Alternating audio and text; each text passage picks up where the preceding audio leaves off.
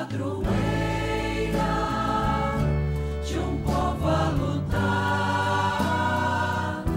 a gente mineira te quer exaltar,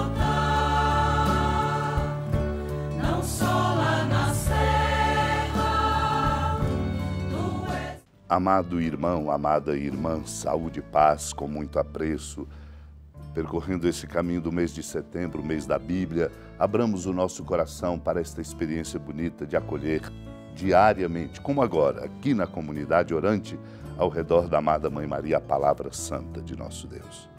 Lembro aqui, compartilhando com o seu coração, num dos seus sermões, Santo Agostinho, ao dizer: os milagres de nosso Senhor e Salvador Jesus comovem todos os ouvintes e todos os que creem, embora de modo diverso. Alguns admiram as curas operadas nos corpos, mas não sabem elevar-se mais alto. Outros, ao invés, veem como assombro ainda maior renovarem-se agora no Espírito as maravilhas que nosso Senhor realizava nos corpos. Nenhum cristão duvida que também hoje os mortos ressuscitem. Todo homem tem olhos capazes de ver os mortos ressurgirem, como o filho da viúva, de quem o Evangelho fala, e que nós vamos agora proclamar. Mas nem todos têm olhos para ver ressuscitados os que morreram espiritualmente. Só aqueles que já ressurgiram em seu coração conseguem percebê-lo. É maravilha mais estupenda ressuscitar um morto para a vida que desconhece o caso do que ressuscitar alguém que de novo há de morrer. A ressurreição daquele jovem em Naim enche de alegria a mãe viúva. A ressurreição espiritual de seus filhos alegra cada dia a mãe igreja. Aquele estava morto no corpo, estes na alma. Do primeiro chorava-se visivelmente a morte visível. Da morte invisível dos outros ninguém se ocupava, nem se dava conta. Naquele tempo, Jesus dirigiu-se a uma cidade chamada Naim. Com ele iam seus discípulos e uma grande multidão.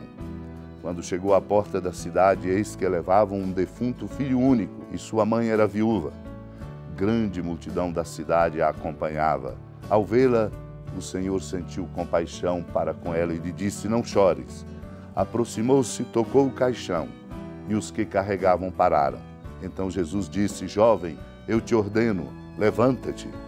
O que estava morto sentou-se e começou a falar, e Jesus o entregou à sua mãe. Todos ficaram com muito medo e glorificavam a Deus, dizendo: um grande profeta apareceu entre nós e Deus veio visitar o seu povo.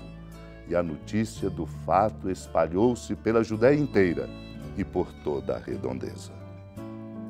Amado irmão, amada irmã, Deus se faz presente na vida de cada um de nós, nas circunstâncias concretas de nossa vida, nas nossas lutas, nos nossos sofrimentos e na dor de nossa morte. Assim foi quando Jesus estava lá em Naim, com os discípulos e acompanhado de grande multidão, e na porta da cidade, eis que levavam um defunto, filho único, e sua mãe era viúva. Portanto, circunstâncias dolorosas, o que restaria a uma mãe viúva e que morre o seu filho único? Ao vê-la, o Senhor sentiu compaixão. Deus tem compaixão de nós. Por isso disse a ela: não chores. E aproximou-se do caixão. Os que o carregavam pararam. E Jesus diz a palavra que diz a cada um de nós, para mostrar que nós precisamos, de fato, reaver a nossa vida, a vida perdida, sobretudo na força da espiritualidade. Jovem, eu te ordeno, levanta-te. E o que estava morto sentou-se e começou a falar. É na medida em que nós escutamos a palavra de Deus que nós saímos da morte para a vida. Jesus o entregou à sua mãe vivo. Todos ficaram admirados e glorificavam a Deus, reconhecendo que tinha aparecido no meio deles um grande profeta e que Deus tinha visitado o seu povo. Uma notícia que se espalhou para todo lugar. Espalhou-se para advertir-nos, amados e amadas de Deus, que é dele, na medida em que nós escutamos a sua palavra, que a vida nos é devolvida. A ressurreição daquele jovem enche de alegria a mãe viúva. Maior alegria a ressurreição espiritual dos filhos, que alegra a Mãe Igreja.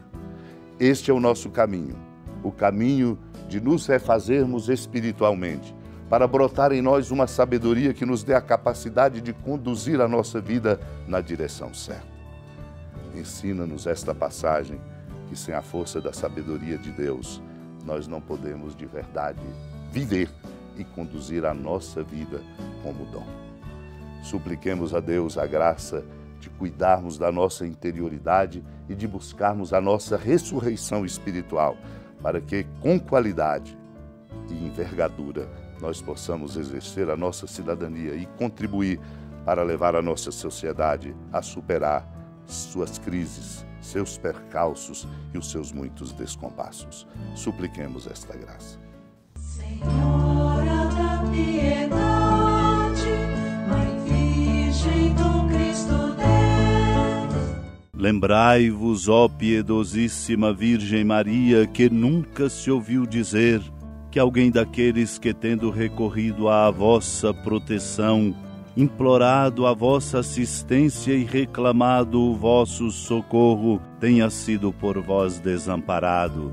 Animado com igual confiança, a vós recorro, ó Virgem das Virgens, e gemendo sob o peso dos meus pecados, me prostro a vossos pés. Não desprezeis as minhas súplicas, ó Mãe do Verbo encarnado, mas dignai-vos de as ouvir propícia e de me alcançar o que vos peço. Amém. Feliz padroeira de um povo a lutar, a gente mineira te quer exaltar, não só lá na serra, tu és esplendor de toda esta terra, também és fulgor.